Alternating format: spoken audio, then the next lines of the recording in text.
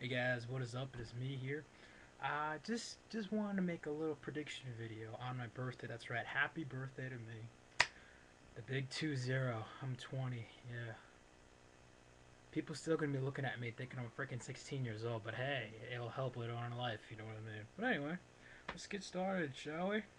As you know, Impact just went off the air a few hours ago, and the car is stacked basically. So this is my TNA Bound for Glory 2010 predictions, which I think should be good. You know, just because it is Bound for Glory, and you can tell TNA is at least trying, to trying to, you know, get people to buy it and stuff because it's their version of WrestleMania. So, you know, they're trying to pump it up, and I give TNA credit for that because it's the biggest pay per view of the year. So anyway, let's start off. First, we're gonna find out several things. First, we're gonna find out who is they from Abyss. Yeah, Abyss will tell us who is they. Who are they? Now let me tell you something. I want to know who they are because I've been wanting to know who they are for months now. I think we all want to know who they are because they are getting annoying. But yeah, so they will tell us who they are. Ugh, watch it be someone we don't see coming. Watch. Anyway, that'll be interesting. So yeah, we'll find out who they are.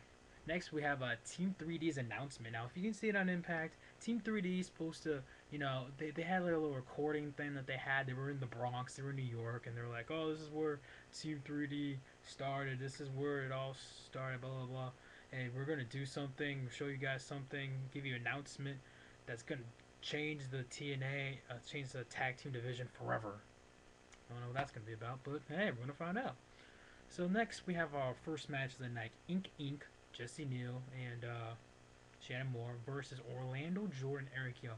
By the way, is Orlando Jordan freaking you guys out more? I mean, when he saw tonight, it was like an Oprah Winfrey wig right there. And Eric Young, oh man, his attire reminded me of The Miz a couple years ago. You know, the whole baggy pants thing. I was just like, wow, really? So we got like Oprah and The Miz versus Inc. But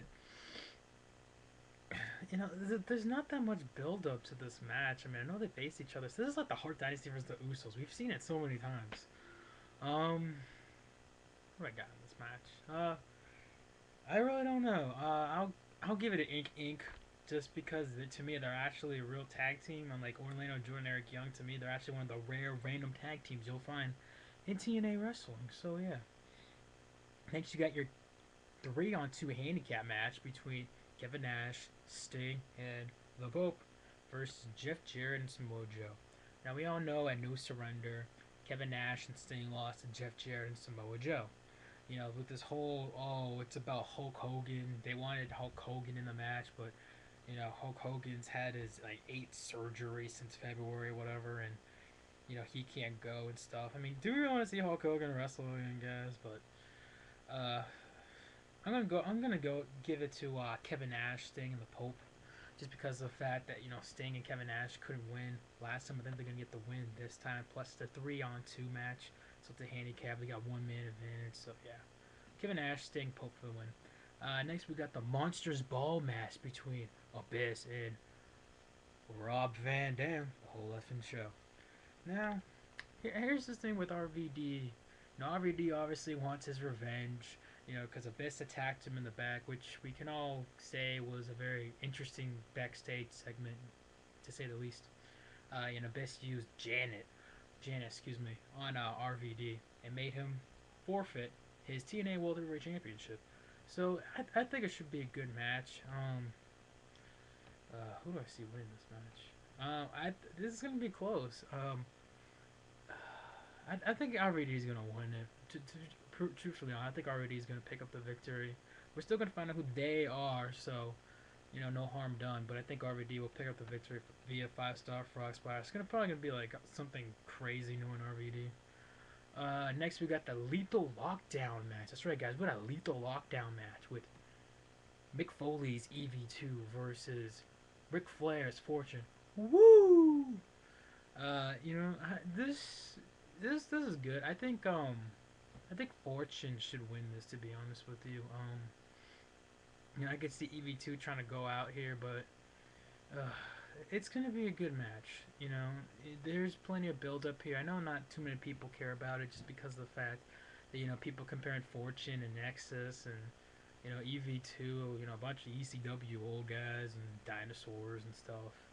But if you look to it, it shouldn't be that bad. I mean, I don't remember ever seeing a really bad lethal lockdown match. I mean, I've seen bad lockdown matches, not lethal lockdown matches, but yeah, that should be it. So I'm gonna go with EV2. So yeah, that's with that. Next we have the X Division title match between Jay Lethal versus Douglas Williams. Yeah, this has build up, but yeah, house show build up, meaning these guys haven't done squat on Impact.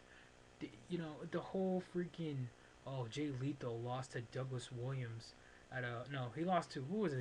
He lost to Amazing Red. Excuse me, he lost to Raising Red and on a house show. And then he won it back at a house show, and now Douglas Williams gets thrown in the mix and stuff. But I've said it before, guys. The X Division is not what it used to be. Sadly, I miss the old school X Division. Rest in peace. But I see Jay Lethal still holding on the belt. Don't get me wrong. Douglas Williams was a decent X Division champion, but I think Jay Lethal will keep the belt for a while.